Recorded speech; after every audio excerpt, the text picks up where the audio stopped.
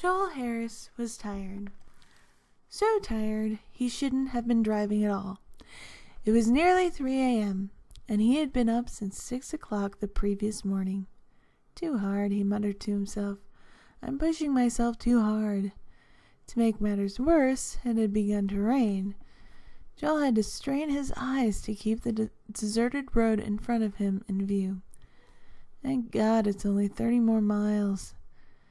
It was the sort of situation in which an ordinary driver might have been tempted to speed a bit, thinking that by getting home faster he could beat the rain and the fatigue. But Joel Harris was one of those instinctively cautious drivers. He automatically slowed his speed to adjust to the deteriorating driving conditions. A sense of real danger cut through the weariness and made him more alert. That's why Joel became aware of the figure at the side of the road before most people would have. First, it was just a flash of white in his headlights. But as the car drew closer, he could see it was a girl. She was young, about 18, he guessed, and was wearing a white party dress. She wasn't actually thumbing a ride. She was just standing there. As the car came closer, Joel made eye contact with her. She looked at him pleadingly. A young girl, alone at night on a deserted road, wearing only a flimsy dress, with the rain beginning to really come down. There was no way he was just going to pass her by. Joel stopped and leaned out the window. Hey, you need a lift? She was already walking towards the car. Sure do, mister. Thanks. You're lucky it's me. You can stand on this road for hours at this time of night without seeing a car, and then you can never tell who's going to stop. You hear all sorts of terrible things that can happen. The girl didn't say anything. She just climbed into the back seat of the car. Where are you going? Middletown. This is your lucky day. That's where I'm going too. Where in Middletown do you live? I'll take you right home. No sense in you wandering around town in the dark. She gave him an address, which Joel recognized as being in one of the older and poorer sections of town. He didn't know that part of town well, but he figured he could find it easily enough. Joel switched on the interior light and turned to get a look at his passenger. Perhaps he had overestimated her age. She might have been only 16. It was hard to tell. She was quite pretty, but looked worn and tired. Her hair, wet from the rain, hung down to her shoulders. Her dress was also wet and rumpled, and had a curiously old-fashioned look. Probably second-hand, he thought. Joel had wanted to ask the girl what she was doing on the road at 3 in the morning, but there was something about the way she looked at him that made him feel he shouldn't ask that question. It was really none of his business anyway. If she wants to tell me, she'll tell me, he thought. The girl shivered slightly. You must be cold. I'll turn the heater up. And here, take my jacket. The girl thanked him, wrapped the jacket around her shoulders, and lay back in the seat, her eyes closed. She seemed to fall asleep almost instantly. Poor kid, thought Joel. She must be exhausted. I wonder what happened. Joel drove in silence.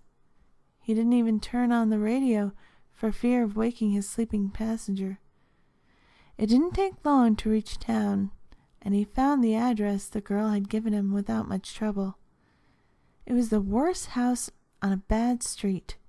In fact, the house was so dilapidated it looked deserted, and Joel wondered if he had somehow gotten the address wrong.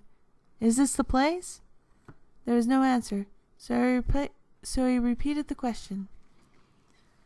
Still no answer. Sound sleeper, he thought. He turned around. The back seat was empty.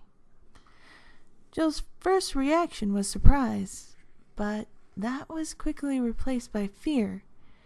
He hadn't stopped the car since he had first picked up the girl. He checked both back doors, and they were locked from the inside. There was no possible way for anyone to have gotten out of the car. Yet the girl in the white dress was gone. Joel just wanted to drive away and forget the whole thing, but he couldn't. He had to try and find out what had happened.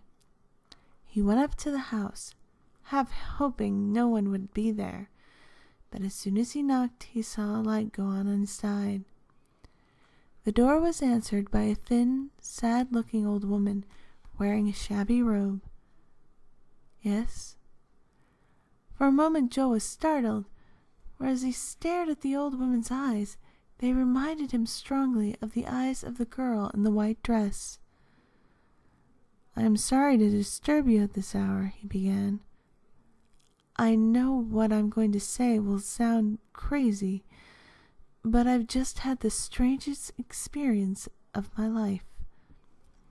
Joel began to relate the story of the girl he had picked up on the deserted road. As he talked, it sounded more and more unbelievable, and he began to feel more and more foolish. But he told the story all the way through, with all the details he could remember. The woman listened patiently, her lined face registering no emotion. Indeed, it looked as she were listening to a familiar tale.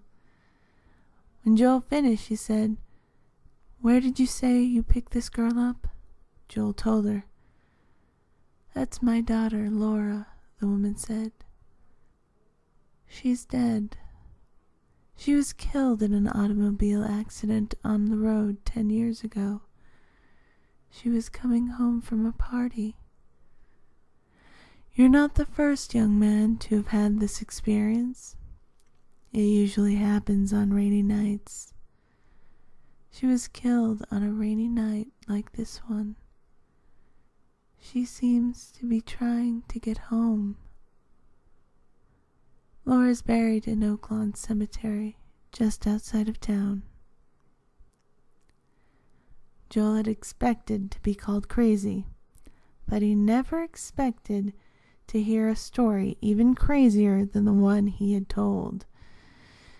He didn't know what to say. He just mumbled something about being terribly sorry and walked away. Before he did, he caught a glimpse of the name on the door of the house. It was Kearns.